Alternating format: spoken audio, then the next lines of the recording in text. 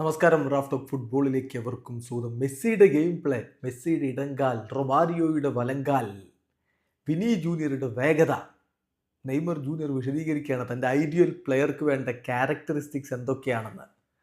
ഇതിപ്പോൾ റൊമാരിയോ അദ്ദേഹത്തിൻ്റെ social media പ്ലാറ്റ്ഫോമുകളിൽ പങ്കുവച്ചിട്ടുണ്ട്. ഡാനിയേലെ ഫെവറ്റോയുമായിട്ടാണ് നെയ്മർ സംസാരിക്കുന്നത്. ഡാനിയേലെ ഫെവറ്റോ റൊമാരിയോയുടെ മകളാണ്.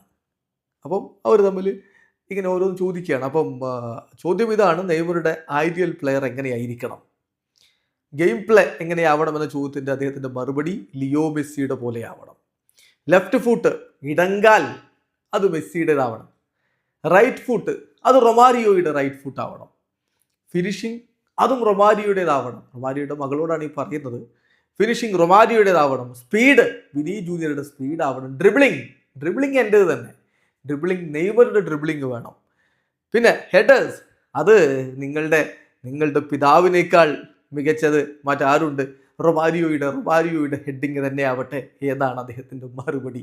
അപ്പോൾ ഇതാണ് നെയ്മർ ജൂനിയറുടെ ഒരു ഐഡിയൽ പ്ലെയർ എന്ന് പറയുമ്പോൾ മെസ്സിയുടെ ഗെയിം പ്ലേ, മെസ്സിയുടെ ഇടങ്കാല്, റൊമാരിയോയുടെ വലങ്കാല്, റൊമാരിയോയുടെ ഫിനിഷിങ്, വിനിയുടെ സ്പീഡ്, നെയ്മർ ജൂനിയറുടെ ഡ്രിബിളിങ്, റൊമാരിയോയുടെ ഹെഡിങ്. എന്തായാലും ഓരോ താരങ്ങൾക്കും അവരുടേതായിട്ടുള്ള അഭിപ്രായങ്ങൾ ഉണ്ടാവും.